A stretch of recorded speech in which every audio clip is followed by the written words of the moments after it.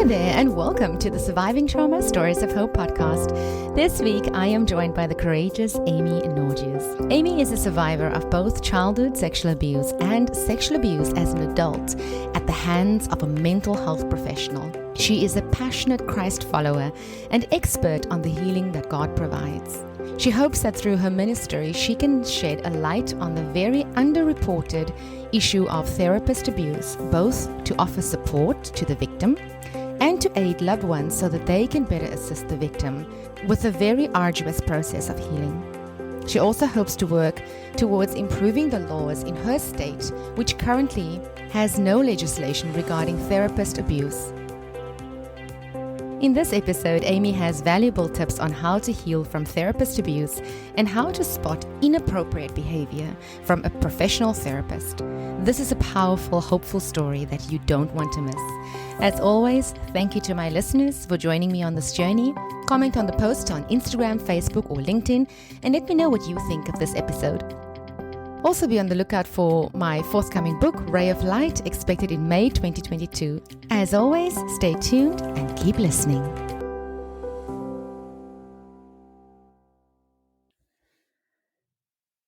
Hi, Amy. It's so nice to see you. Welcome. Hi. Thank you. It's good to be with you again. Today, we are talking about your story of surviving trauma. Thank you so much for accepting to join me today and to share with the listeners. Yeah, of course. I know you because we've met, but you want to kick us off and just tell us a bit about yourself? Sure. I am a married mother of 3. I have 2 kids in college and I have 1 in high school. I have 4 dogs, which means I have a lot of dog hair in my home. And I'm a writer and really an advocate for adult victims, especially of therapist and clergy abuse. Yeah. I hear you saying adults, huh? But it's interesting that you specifically focus on adulthood trauma because you can fall victim to abuse in your adulthood, right? Yeah, and I didn't even think that could happen, to be honest. At least I didn't think it could happen to me. And so when it did happen to me at the age of 43, I believe, with a therapist, I was just shocked and so embarrassed, and ashamed that I could allow myself to be manipulated in such a way as an adult. And so that is one of the main reasons that I speak out and why I wrote my book, is because I want other adults to know they're not alone, because I know there's so many of us out there, whether it's therapists or doctors or pastors or other people in positions of power. And it's really hard to come forward any age, but especially when you're an adult. And your story started really through a referral to a doctor that could help you. Do you want to tell us about your story?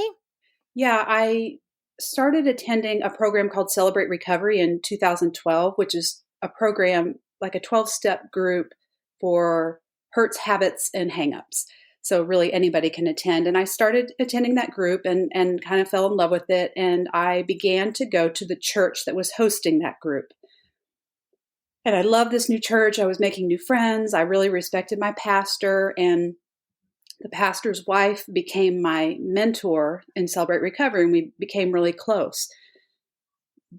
She recommended this doctor. He is also a therapist, so he is a psychiatrist who does therapy also. Many of my friends recommended him. I found out he was a church elder there. I found out he was on the prayer team. So yes, he came highly recommended, and I felt like I would be in good hands. Yeah, because I mean, you, and I think we all do that. We look at the people around us to see whether or not someone is safe, right? Yes. And this setting created that idea that this is somebody that is well respected. This is somebody that my friends know. This is a safe space because it's the church. And so, I mean, this is someone that can help you. And so immediately, I think, we build that trust relationship. Is that how you felt? Yes. Starting from a very young age, and I think sexual abuse, possibly any kind of abuse as a child, can do this to us, but takes away not our intuition. We still have that, but like our right to act on it, or our right to our own opinion and our own judgment, because I've always taken other people's opinions over my own.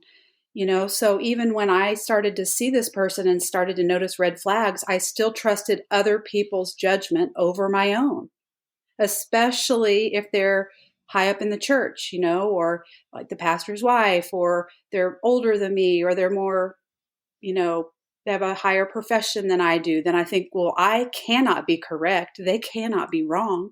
Yeah. One of the other physicians in my town that I saw for years and knew him pretty well was close friends with him. So yeah, I thought I threw away my own gut feeling for other people's. Mm-hmm. And so when did you start seeing the psychiatrist? I started to see him in the spring of 2013, and I realized I was in trouble probably the spring of 2014. It was clear that he was trying to, I thought, lure me into like an emotional affair. I had no idea that I'd been groomed since day one, and that I was just, kind of a pawn in this game, and that he was planning to eventually abuse me. I had no idea, but I realized I was in trouble, and I tried to leave on my own, and I couldn't. And I was so embarrassed and ashamed about what was happening that I didn't want to tell anyone else. But eventually I went to my pastor and his wife again and told them everything, and they were able to help me get out. Okay. So when you say that you were groomed from day one, what do you mean by that? I mean that the manipulation started on day one, that this was his agenda from the beginning to kind of lure his victims in the process of doing therapy, and until they felt trapped. And when I say grooming, I mean like, it starts out very small with just small acts of kindness, things that kind of seem normal, things that might seem normal, especially for a therapist. Maybe they're just trying to make you feel more comfortable and more at ease. As it progressed, it was him making me feel like I was more special than his other clients. I was more like a daughter than a client. And that felt good, of course. My sessions eventually went from 1 hour to 2 hours. And it was scary at first, but then I thought, well, good, I need the extra time. And I again enjoyed that I was more of a person in his life than a paying client. And it kind of progressed that way until maybe December. So it had been 6 or 7 months, and I was very close to him by then. I felt very attached by then. He opened up and shared things about his own life that made me feel closer to him. And that's when he made the first more bold move in the grooming process, and that was that he offered to rub my shoulders or my feet for a Christmas present. Right. So this man had an agenda from the beginning, knowing that you were vulnerable and that you needed help. So he, from the beginning, started to groom you, knowing that he is a sexual predator. Right. And so when he was offering this rubbing of the shoulders and of the feet, did you think anything was wrong with that? Or did you feel uncomfortable? How did you feel? Just panic surged through my body, like, oh my gosh, like you just want to fall through a trap door, and get out of there. And, I guess from childhood sexual abuse, taking away your ability or your right to say no, especially to someone in authority, I just felt internal panic, and I could hear in my head, just, Amy, just pick one, just pick one. Like, it's not a big deal, just, this is uncomfortable, just make this go away and just say something. And so I remember feeling like I had to pick one or the other. I wish that running out of the room and never going back was one of my choices, but it just didn't feel like a choice, Yeah. It felt like that would make it even more uncomfortable. And it's almost like, as a victim of past abuse, it feels like it's my responsibility to make the abuser feel comfortable for the uncomfortableness they've brought into the room. And anyway, so I picked shoulders, and he came over, and as soon as he started around my shoulders, I said, or feet, just anything to get him back. And it was so awkward. And he walked back to his side and sat down in his chair, and I had to, it was horrible, but I felt like I had to do it. And I felt like it was not only did I feel like I had to do it, but I felt like I owed it to him to try to make it a little less awkward. So I just kind of let him start to rub my feet. And then I started to process, well, maybe he was just offering it, he's just probably offering it to be kind, and he just wanted to make you feel, affirmed. And, oh, maybe you mentioned that because I did used to beg my sisters to rub my feet. Maybe I said that. And he's just trying to be sweet. And he just, you're not, he sees you more as a daughter. He's older, and it's there, I just started to try to rationalize it, to minimize it. And another sad thing that I feel like victims do is we blame ourselves for being not okay with it. It's like, Amy, he wouldn't be offering it if it's not a big deal. Like, it's your feet. Like, who cares? Like, what dangerous, scary thing is happening to you? You are anxious about everything, So all that was going on in that moment. And eventually I processed through it and decided it wasn't that horrifying anymore. Yeah. And I suppose, the justification that we do to minimize all of this, it also comes from past trauma. Yeah. Where we've had to endure this before, and we think, okay, well, this is really not that big a deal. And this is a trusted person that is trying to do good, that's trying to be nice to us. But we feel like we see danger everywhere. And so let's not do it here, because this is a good thing. This is somebody that's trying to help, right? Yeah. I thought God sent this person to me. I thought it was a God thing that I was there. So I'm looking at it through that lens, and I'm thinking, and I know this might sound silly to the listeners, but in time, I thought God is trying to bless me by giving me a safe father figure that can be nurturing and be safe. And just because I'm not used to that didn't mean that it was wrong or bad. Does that make sense? Yes, 100%. So, I was seeing it as a gift. And so, and I figured the uncomfortableness and the panic came from issues within myself of, like you said, feeling fear, feeling danger everywhere. And like saying, Amy, this is not one of those situations. Yeah. This is a grandfatherly Christian that God is allowing to love on you a little bit more than maybe he does his other patients, but like just to kind of build you up and give you those things you didn't get in a safe way, I thought. Yeah. It's very sad. It's sad that people can really prey upon people like that. It's just crazy to me. And so at what point, Amy, did you realize, this really isn't a safe space anymore? At what point did you feel like, okay, the justification now is no longer making sense? I wish I could say it was sooner, but I had an experience that was December. I want to say it was April or May that he clearly sexually assaulted me, and there was no gray area in it. And I didn't think I would survive it, and just felt like I couldn't live through it. And sadly, he'd isolated me so much that he was the only one I had to turn to. I did turn to my closest friend and mentor, and that I had mentioned earlier, and she took his side. So when she took his side, I thought, nobody else is going to believe me. I'm not telling anybody else, because I felt like to tell on him would be to tell on me, because I felt like people would say, well, why were you sitting close to him? And well, so what were you doing that led up to that? Like, they just wouldn't believe me. And so I stayed longer and thought, he apologized and produced one tear, and I completely crumbled and felt like that he'd made a mistake and that he'd slipped up and that it would never happen again. And I went back, and that was in May. And in June is when I knew, like what you were saying, I'm in deep trouble. I need to leave, but I'm so attached, and I feel so guilty leaving, because he made me feel like it would kill him if I left. And after all he'd done for me, how can I just abandon him? And he was trying, and he just made these mistakes, right? Because you have to remember, I'm still seeing him through the lens that he's a good person, not that he's a sociopath. And so it was at the very end when I realized I'm in serious danger. He is implying things of a sexual nature that I have no intention of doing. He's way across the line into, in emotional ways. And after not being able to get out, I finally had to tell.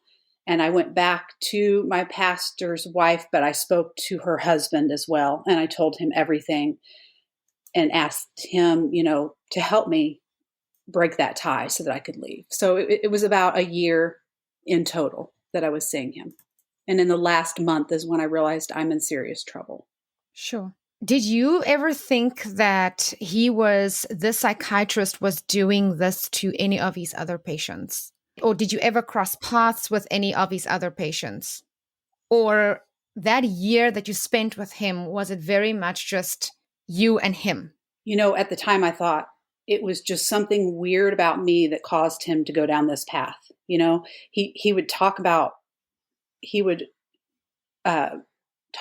mother and kind of relate she and I together. And I thought there was some weird thing going on there for him. And then that's why it happened with me. But, there was one thing he said during the time that I was seeing him. He had told me he adopted me like a daughter, I assumed, Yes.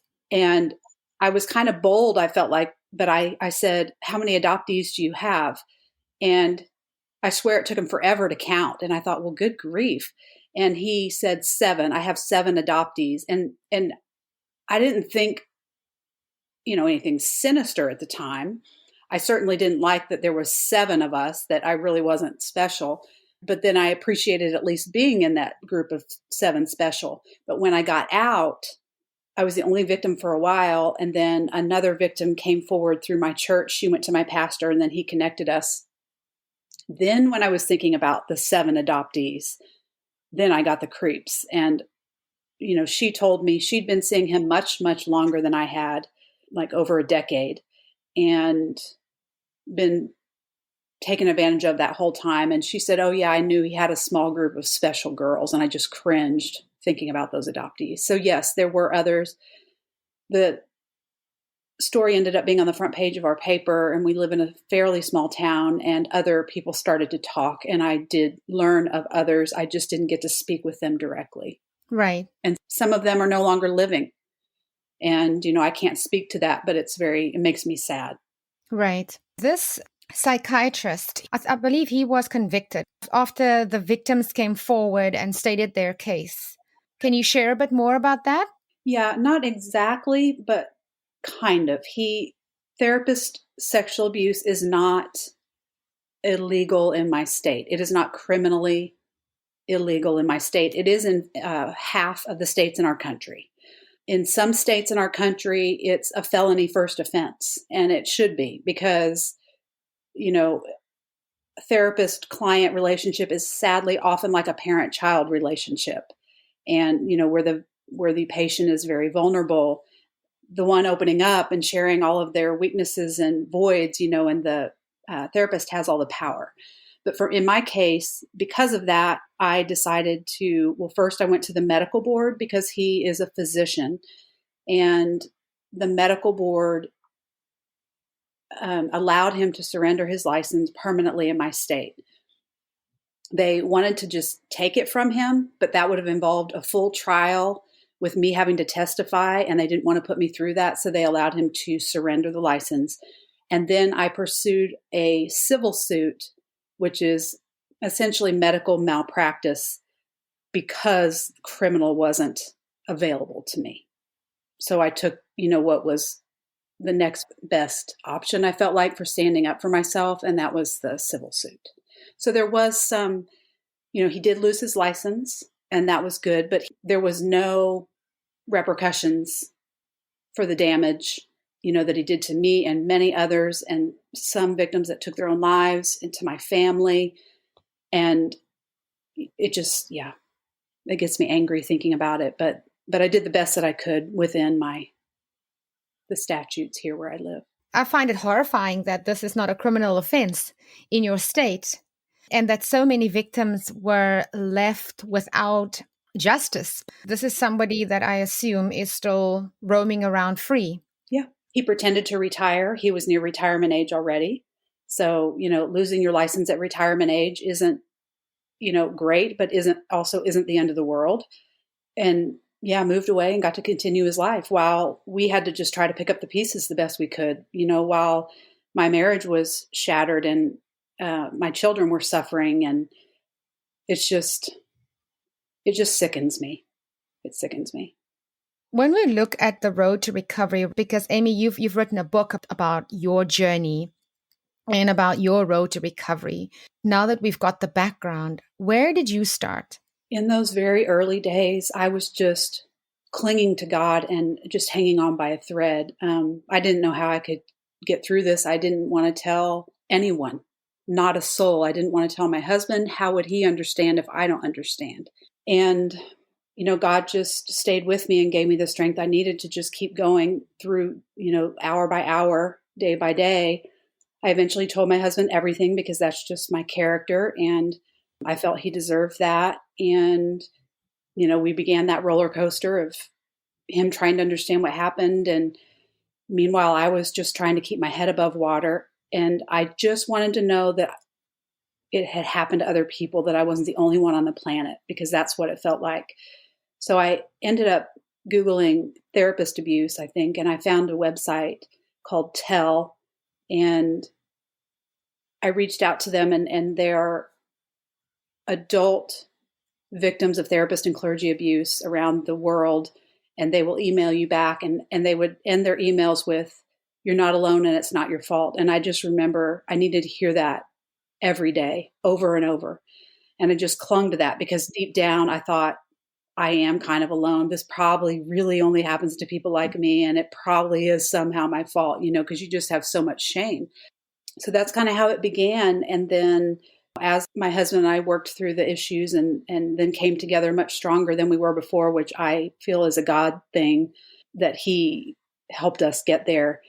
But the healing moved to a place where I knew I needed outside help again. And I had to trust, and I saw a therapist who did EMDR, and I did that for about a year. And I think that helped lessen the trauma. And at the same time, I was working on forgiving my abuser, because I didn't want him in my headspace anymore. I didn't want him having any of my energy at all. And so I didn't know how I was going to do that. So I had to ask God, how am I going to forgive somebody that I don't want to forgive? And I feel like he showed me how I could do that. And how did you do that?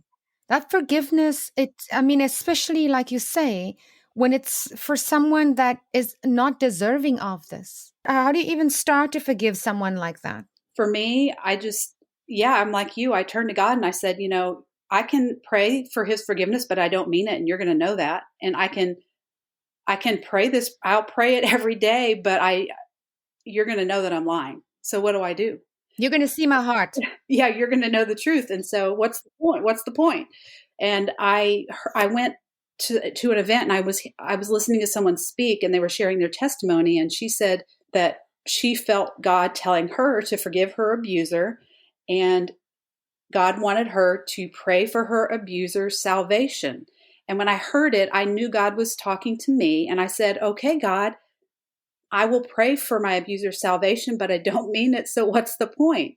And, I just struggled with that for a while. And I know God was working with me. And I wanted, I so always want to do the right thing. And I so want to please God. But I'm also very honest. So I eventually, and I know that this was God working in my heart, he said, I eventually started to think, okay, God doesn't make evil sociopaths. He doesn't make sexual predators. So what if God restored him to the person that he made? Would I be okay with that person being in heaven? And I thought, yeah, I can't say, who am I to say I would hate the person that God truly made, right? Yeah. A person that God made and was pleased with. Yes. How could I say I'd hate that person? So I started to pray that God would restore him to the person that he made him to be. And if it so pleased, if it was God's desire, I would like that person to be in heaven. I thought, sure, I might even like that person. I might be okay with that person. And that is how I began to pray, is restore him to the person you made him to be. And then if it's your decision that you want him in heaven, then I do too. And I'm okay with it. Mm-hmm. And it worked. I just started to pray that. And because, that leaves it open-ended. If he chooses not to become the person God made him to be, then, you know what I mean? It was more like out of my hands, and it was more like up to the abuser, Up to him. and his own repentance. Yeah. And I felt a peace, and I was like, oh my gosh, it's working. Like, I just started to feel like more indifferent. Yes. Like, it's between you and God, and I don't care anymore. And that's the place that I wanted to be in. That is why we forgive, so that we can get our energy back, and so that the abusers can stop taking from us. Because if we are angry and bitter, then they're continuing to take our energy. And I didn't want them to take another day of it. So, right. And I went on a lot about that forgiveness piece. Yeah, because, the longer you hold on to it, the more they have control over your life. Right. My children needed my energy, and my marriage needed my energy. And so the abuser wasn't going to take any more of that than they'd already taken. I'm curious to know, with this situation, there's so much self-blame and there's so much shame that comes with it. I mean, you found the courage to have this conversation with your husband, which I think, probably was one of the most difficult things that you had to do. But once you worked through that with him, how did you move on from the shame and the self-blame that you felt during that entire time? It's been more than a year and a half of justifications and saying, no, I'm the one to blame here. I put myself in this situation. How did you sort of forgive yourself? That was the hardest step, and it took me the longest. And it was probably the last thing on my list. And I thought, okay, now I'm left with this self-blame, and I don't know how I'm going to get past it. So I essentially wrote kind of love letters to myself from God. And I did it in the form of poetry just because I like to write. But I just kind of poured out, but look what I allowed, God, and just let him speak back to me, and kind of just all the buts. But I liked feeling special, but I didn't leave sooner, and just let him speak to me. And I just kind of bombarded myself with God's truth about who I am and how he sees me and what he says back to these things, until they really started to take root. And I have one of those poems, my favorite one in the book. It's kind of a love letter, from God to me. And it just took time and took that process. And that's what really helped me, while I'm doing lots of other things, like, connecting with others, realizing I'm not alone. It's not just me. Those things help also. And I think we have this interconnected healing that happens when we speak to other survivors. Did you also find that? Oh, yes. And just, you're meeting someone else and you're thinking, this is a wonderful, beautiful, successful, intelligent person, that the exact same thing happened to them. So how can I be saying I am so flawed and defective and stupid, or whatever negative things I'm saying? So yes, it's a huge help. Right. You already had childhood trauma, and now you had adult trauma. What were the tools that you used to help you cope? A lot of them that I've already mentioned. And then I did have to, I was on medication, that was another piece for depression. I had to, up that medication or change medications. I found another therapist after I did EMDR that just helped me when my family was just kind of imploding, and when I was just really struggling to keep my head above water and just staying connected to God. He knows that I love creativity and photography. And so I would just take my camera and go out in nature and just take pictures and just, be with Jesus. That was one of the biggest things that helped me. And then speaking up for myself for the first time in my life was another way that it's not necessarily maybe a coping mechanism, but it was a way that I kind of found my voice and found my inner strength for the first time. And so even though it was scary going to the medical board and scary going through a civil suit and all that went with it, yes, it was a big part of my healing. And it's empowering. It is. And I deserved it. Mm-hmm. And I've never in my life said, this is not okay. You cannot treat me this way. And I deserve this. Just hearing myself say that just now still feels good. And it's been all those years, because that's such a new thing for me to say. And that is incredibly important. I think, it speaks to our self-worth, because after, this kind of abuse, we suffer from extremely low self-worth, and we don't believe that we deserve any better. And the self-blame sort of perpetuate that thinking. And so the empowering part of what I'm hearing in your story is that you managed to get to a point where you took your power back and you said, I deserve better than this. This could have happened to anyone, but I'm not to blame for what happened to me. And it's about finding your voice. Okay. Another thing that really helped me, and again, just because I'm a writer, but you don't have to be a writer to do this, is really writing out my story and writing what happened, because seeing it on the page really helped me to see what happened, see how sneaky and insidious it was, see how, he weaseled his way in. And that helped me, seeing it on the page helped me to forgive myself and to see myself in a little bit gentler light. And when you were talking about that earlier, the empowerment and the self-esteem in the book, I mentioned, an old set of rules that I live by. And it's rules that came from childhood sexual abuse, rules like people in positions of authority don't make wrong decisions. If you're uncomfortable with something that they're saying or doing, then the problem lies with you, things like that. And then it took years of healing after this abuse to be able to write the end of the book, because I develop a new set of rules based on who God says that I am. And those were really cool to watch them, organically coming to life. And it's like, oh my gosh, I have another new rule. And I list them in the book. And it was just like seeing that empowerment happening slowly over a period of time was really cool. Right.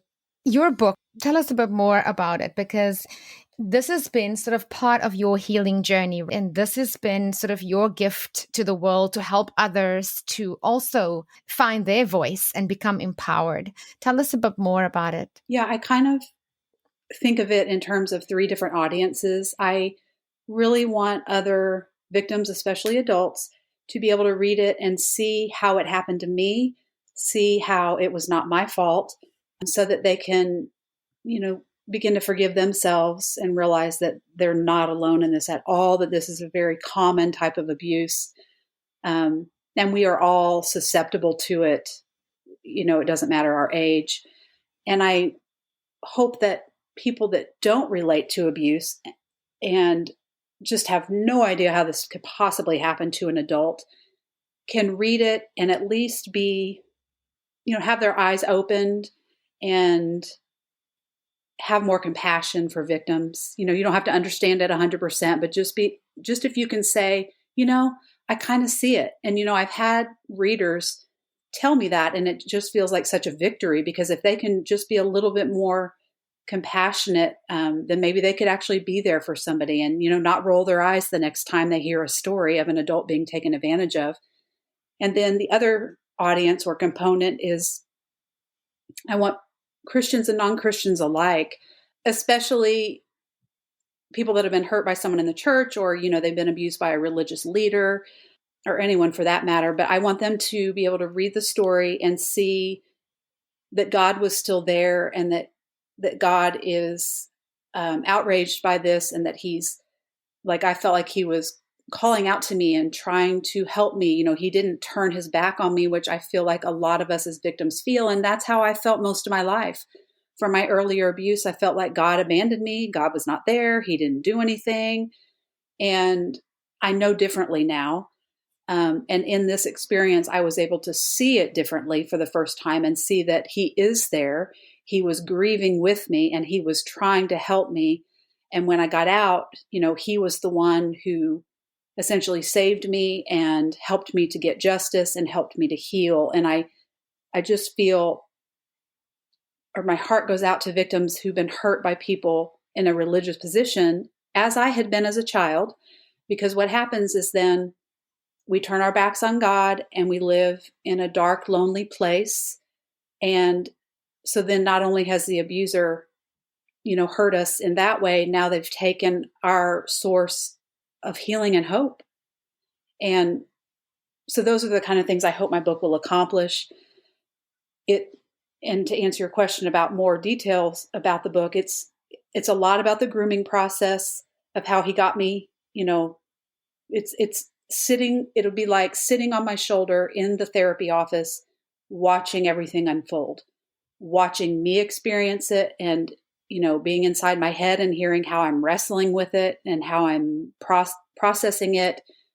And then, there's a section on how I escape and essentially get out. And then the third half or the third part of the book is about what it's like after you come forward and all the like obstacles and hurts that victims have to go through when they come forward, because we take a huge risk when we speak out. As you know, we become a target for a lot of hateful people. Luckily, I've encountered more loving and supportive people than haters, but there's been a few that have been hurtful, but you just have to let it roll off. And just how it felt and how the church dealt with me, which is a huge piece in this for us, for adult victims. At first my pastor was there for me and he helped me, but then I became a liability. And then the abuser and I were just two sinners in need of help. And then it goes into this, not politically correct, but damage control mode. And just how hurtful that is and how hard it is for us when we've experienced that to then return to church. So there's just a lot of different nuggets in there, and those are just some of them. Yeah. And what is your relationship with the church now? My relationship with Jesus is strong, or my relationship with God, however people like to word it, is strong. My faith is strong.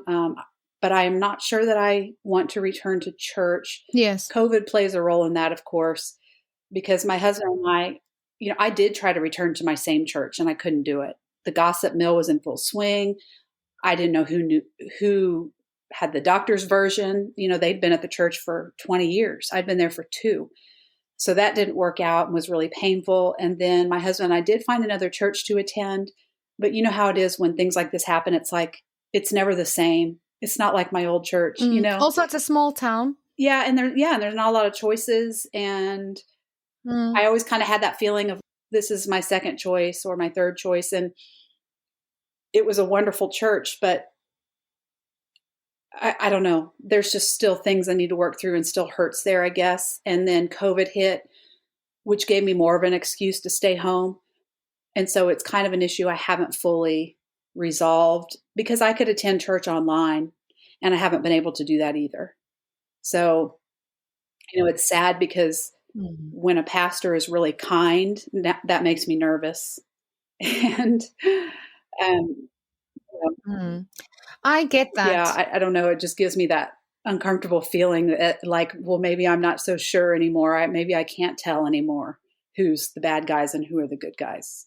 I know exactly what you mean, but it's not a nice place to be, because you feel like you got to pause, because am I judging this person that is really a good person, or is my intuition correct?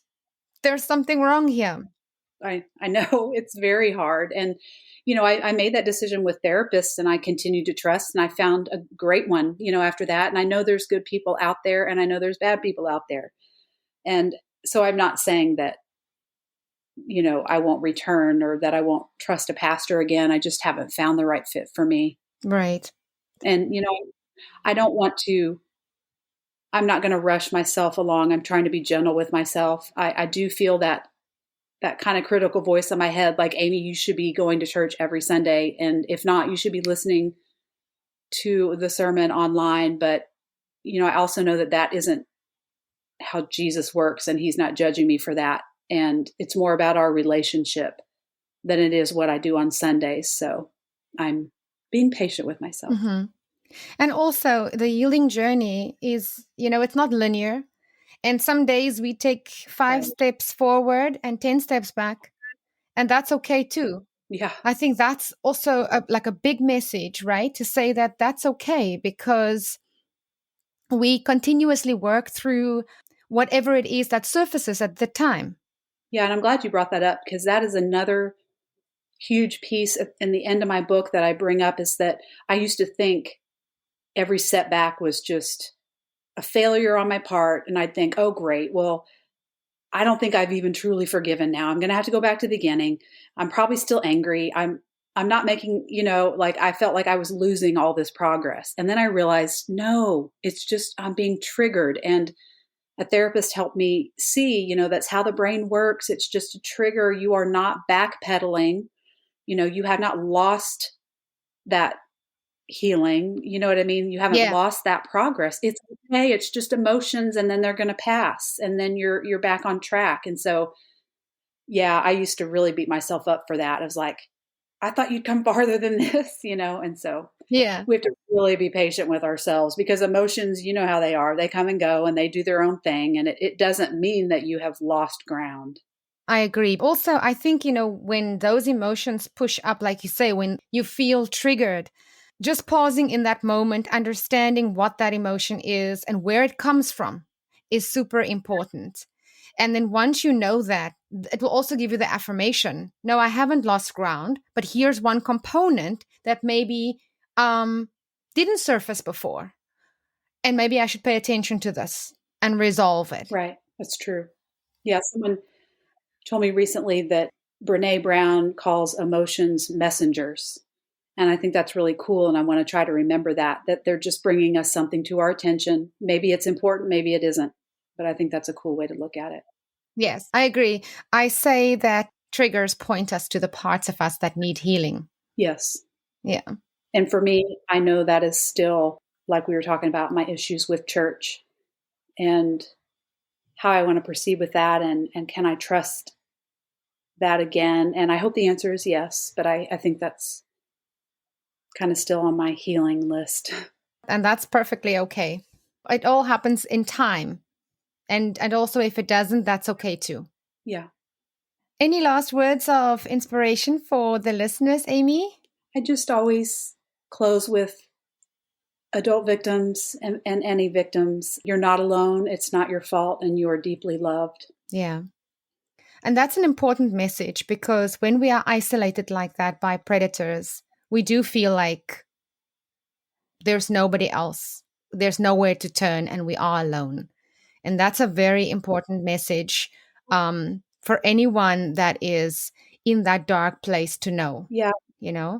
There is light at the end of the tunnel, and there are others. I'm glad you said that, because another thing that is important to me that victims hear is, when you are in these situations, abusive relationships of any kind, really, it is very hard to leave. There's a lot of reasons for that. And in our, we don't want to admit what's happening to others. It's embarrassing. And so we try to do it ourselves. For me, that did not work. I don't think it works for most people. And so I always like to say, you've got to tell someone, but even more important, you've got to keep telling, because the first person I told blew me off. And I think, as sad as that is, I think that is fairly common. There's a number of reasons why they might, but they aren't able to deal with it, or they don't want to deal with it. But please don't give up like I did and retreat inward even more. Keep telling until someone hears you, because there are people out there that are healthy and that will hear you and will help you get out, because you have to have that support. And even once you get out on the other side, it's very easy for an abuser to suck you right back in. And, I realized that, and I had to have my pastor and his wife sit with me during that 3-hour, my sessions were 3 hours at the end. And they sat with me for that 3 hours. And, 2 hours in, the abuser started to sound really sad and pitiful. And I started to feel myself want to cave. So I feel like not only do you need support getting out, but you've got to surround yourself with support immediately, because it's very easy to be lured back in.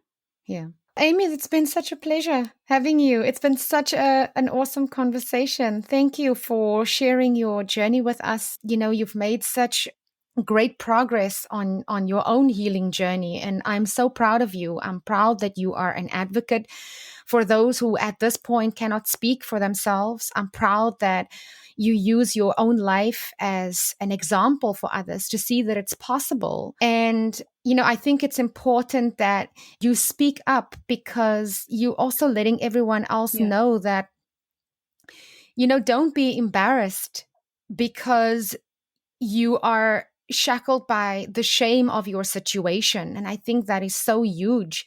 you follow your instincts is another very important message that I hear from you. That if you feel something isn't right, or you feel that, you should speak up, or you feel that you should get out, that you should do it. Always trust your intuition. So thank you so much, Amy, for everything that you are doing for victims and for survivors out there. Yeah, thank you. You're so sweet to say that. It's been great chatting to you. Take care. Thank you. That wraps up this podcast episode. Thank you for listening. If you enjoy my podcast, please take a minute to give me a rating and review in Apple Podcasts. Please subscribe in your favorite podcast directory so you don't miss an episode. Please consider following My Centered Life on Facebook and Instagram for daily inspiration. Thank you so much for spending this time with me. You can catch me again in the next episode. Same time, same place. Sending you lots of love and light. Bye.